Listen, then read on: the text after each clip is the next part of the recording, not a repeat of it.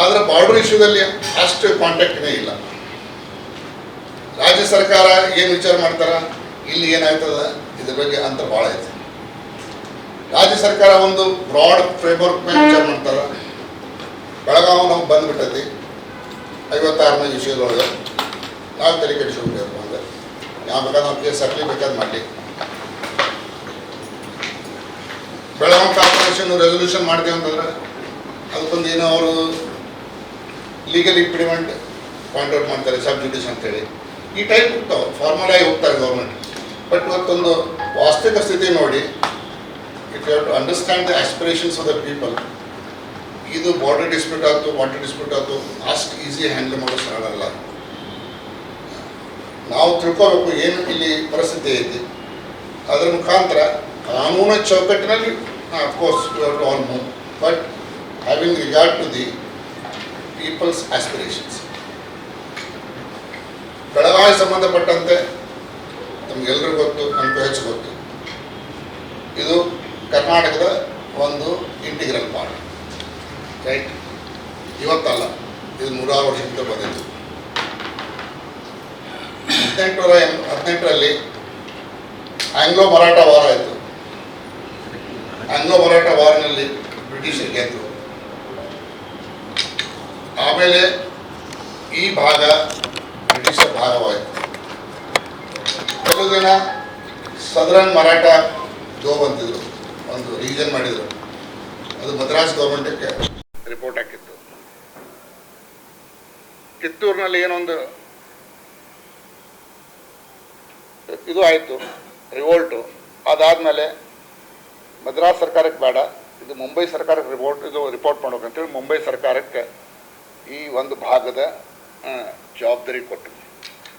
ಆಮೇಲೆ ಇಲ್ಲಿ ಈ ಒಂದು ಏರಿಯಾ ಮುಂಬೈ ಕರ್ನಾಟಕ ಮುಂಬೈ ಸರ್ಕಾರದ ಭಾಗವಾಯಿತು. ಇದು 1956ರವರೆಗೆ ನಡೀತು.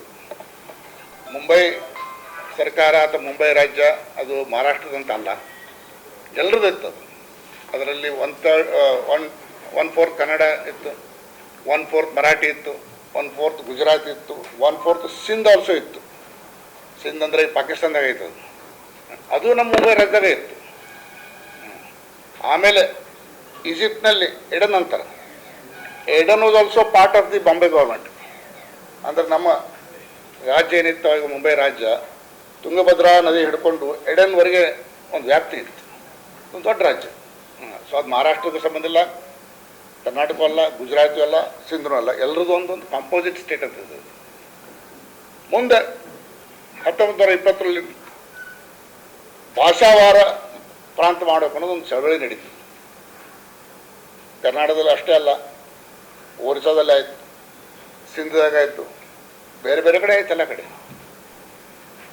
ಸೈಮನ್ ಕಮಿಷನ್ ಇದ್ರ ಬಗ್ಗೆ ಭಾಳ ಸ್ಟಡಿ ಮಾಡಿದರು, ಜನ ಓದಿರ್ತೀರಿ. ಕರ್ನಾಟಕದವ್ರು ಹೋಗಿ ಬೇಡಿಕೆ ಇಟ್ಟರು, ಕರ್ನಾಟಕ ಮಾಡಬೇಕು ನೀವು.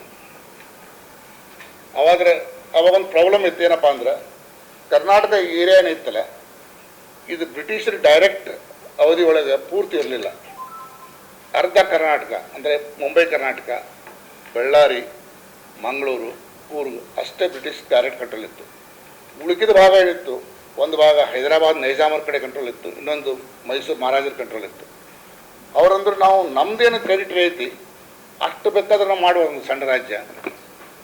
ಮೈಸೂರು ಏನೈತೆ ಅದು ಮಹಾರಾಜರದು, ಇದು ನವಾಬರದು. ಅವ್ರ ಮೇಲೆ ನಮ್ಮ ಕಂಟ್ರೋಲ್ ಐತಿ, ಬಟ್ ಅದನ್ನು ಸೇರ್ಸಕ್ಕೆ ಬರೋಂಗಿಲ್ಲ. ಹೀಗಾಗಿ ಈ ಕಾರಣಕ್ಕಾಗಿ 1936ರಲ್ಲಿ ಆಗಬೇಕಾಗಿದ್ದು ಕರ್ನಾಟಕ ಆಗಲಿಲ್ಲ. ಆದರೆ 2 ರಾಜ್ಯ ಅದು, ಸಿಂಧ್ ಪ್ರಾಂತ ಆಯಿತು, ಒಡಿಶಾ ಪ್ರಾಂತ ಆಯಿತು. ಅಲ್ಲಿ ಯಾವ ಈ ಪ್ರಾಬ್ಲಮ್ ಇರಲಿಲ್ಲ. ಇದ್ರೂ ಸಹಿತ ಅದನ್ನು they are not major problem ಅಲ್ಲಿ ಮಾಡಿದರು. ಮುಂದೆ ಇಂಡಿಪೆಂಡೆನ್ಸ್ ಬಂತು. ಈ ಭಾಷಾವಾರ ರಾಜ್ಯ ಆಗಬೇಕು, ಒಂದು ಭಾಷೆ ಜನರನ್ನ ಒಂದು ಕಡೆ ಕೂಡಿಸ್ಬೇಕು ಅನ್ನೋ ಡಿಮಾಂಡ್ ಸ್ಟಾರ್ಟ್ ಆಯಿತು. ಅದಕ್ಕೆ ಕಮಿಷನ್ ಅಪಾಯಿಂಟ್ ಮಾಡಿದರು, ಫಜಲಹಳ್ಳಿ ಕಮಿಷನ್. ಇವನ್ನೆಲ್ಲ ಯಾವ್ಯಾವ ಸ್ಟಡಿ ಮಾಡ್ಬೇಕಂತೇಳಿ. ಅದೇ ಟೈಮ್ನಲ್ಲಿ ಬ್ಯಾರಿಸ್ಟರ್ ಪ್ರಕಾಶಂ ಆಂಧ್ರದಲ್ಲಿ ಹಂಗರ್ ಸ್ಟ್ರೈಕ್ ಕೊಟ್ಟರು. ಅದೊಂದು ಸಿಚುವೇಶನ್ ಡೆವಲಪ್ ಆದಮೇಲೆ ಕಾಂಗ್ರೆಸ್ ಪಾರ್ಟಿ ರೆಸೊಲ್ಯೂಷನ್ ಇತ್ತು, ಮಹಾತ್ಮ ಗಾಂಧಿಯವರೆಲ್ಲ ಈ ಭಾಷಾವಾರ ರಾಜ್ಯ ಆಗಬೇಕು, ಭಾಷಾವಾರ ಜನರು ಕೂಡಿಸಿದ್ರೆ ಹೆಂಗೆ ಯುರೋಪ್ನಲ್ಲಿ ಹೆಂಗೆ ಭಾಷಾವಾರದ ದೇಶ ಆಗಿವೆ ಹಂಗೆ ಇಲ್ಲಿ ಭಾಷಾವಾರದ ರಾಜ್ಯ ವಿತಿನ್ ಇಂಡಿಯಾ ಆಗಬೇಕು ಅನ್ನೋದು ಒಂದು ಕಾನ್ಸೆಪ್ಟ್ ಬಂತು. ಸೊ ಇದ್ರ ಪ್ರಕಾರ 56ರಲ್ಲಿ ಕರ್ನಾಟಕ ಉದಯವಾಯಿತು. 1 ನವೆಂಬರ್ 1956. ಏನೇನು ಜಾಯ್ನ್ ಅದು? ಮುಂಬೈ ರಾಜ್ಯದಲ್ಲಿದ್ದು 4 ಜಿಲ್ಲೆಗಳು: ಬೆಳಗಾವಿ, ಉತ್ತರ ಕನ್ನಡ, ಧಾರವಾಡ, ಬಿಜಾಪುರ. ಮದ್ರಾಸ್ ರಾಜ್ಯದಲ್ಲಿದ್ದು ಬಳ್ಳಾರಿ, ಮಂಗಳೂರು ಇತ್ತು, ದಕ್ಷಿಣ ಕನ್ನಡ. ಬಳ್ಳಾರಿ ಆಲ್ರೆಡಿ 53 ಬಂದಿತ್ತು, ಮಂಗಳೂರು ಬಂದಿಲ್ಲ, ಬಂತು. ಕೊಳ್ಳೇಗಾಲ ತಾಲೂಕು ಅಂತ ಬಂತು. ಕೂರ್ಗ್ ಚೀಫ್ ಕಮಿಷನರ್ ಪ್ರಾವಿನ್ಸ್ ಇತ್ತು, ಅದನ್ನು ಸೇರ್ಪಡೆ ಮಾಡಿದರು. ಆಮೇಲೆ ಹೈದರಾಬಾದ್ ರಾಜ್ಯದಲ್ಲಿದ್ದು 4 ಜಿಲ್ಲೆಗಳು: ಬೀದರ್, ಪಾಟದ ಬೀದರ್, ರಾಯಚೂರು, ಗುಲ್ಬರ್ಗ, ಇವು ಜಾಯ್ನ್ ಆಯಿತು. ಹೀಗಾಗಿ ಒಂದು ಕರ್ನಾಟಕ ಪಾರ್ಲಿಮೆಂಟು ಉದಯ ಮಾಡಲಿಕ್ಕೆ ಒಂದು ಕಾನೂನು ಮಾಡಿದರು, ಸ್ಟೇಟ್ ರಿಆರ್ಗನೈಸೇಷನ್ ಆ್ಯಕ್ಟ್ ಅಂತ ಹೇಳಿ. ಆ ಹೊತ್ತಿನಲ್ಲಿ ಫಾರ್ ಸಮ್ ರೀಸನ್ ಇದಕ್ಕೆ ಕರ್ನಾಟಕ ಅನ್ನಲಿಲ್ಲ, ಹೊಸ ಮೈಸೂರು ಅಂದರು. ಯಾಕೆಂದ್ರೆ ಮೈಸೂರು ಜನ ಒಂದು ಸ್ವಲ್ಪ ಏನೋ ಎಮೋಷ್ನಲ್ ಆದರು, ನಮ್ಮ ಹೆಸರು ಚೇಂಜ್ ಆಗಬಾರ್ದು ಅಂತೇಳಿ. ಕನ್ನಡದವ್ರು ಅಂದ್ರೆ ಆಲ್ ರೈಟ್, ಒಂದು ಸ್ವಲ್ಪ ವರ್ಷ ಹೋಗಲಿ, ನೀವು ಮೈಸೂರು ಅನ್ನೋದು, ನೀವು ಮೈಸೂರು ಅಂದರು.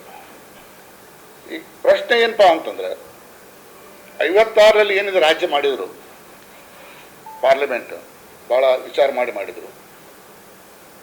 ಆ ಹೊತ್ತಿನಲ್ಲಿ ಬೆಳಗಾವಿ ಶಾರ್ ಹಿಡ್ಕೊಂಡು ಈ 4 ಜಿಲ್ಲೆ ನೀವು ಮೈಸೂರಕ್ಕೆ ಹಂಚಿದರು. ಅಲ್ಲಿಂದ ಟ್ರಾನ್ಸ್ಫರ್ ಆಗಿ ಇಲ್ಲಿ ಕೊಟ್ಟರು.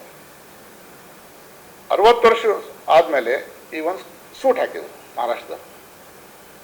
ಅವಾಗೇನು ಹಂಚಿದ್ರಲ್ಲ 56ರಲ್ಲಿ, ಇದು ತಪ್ಪು.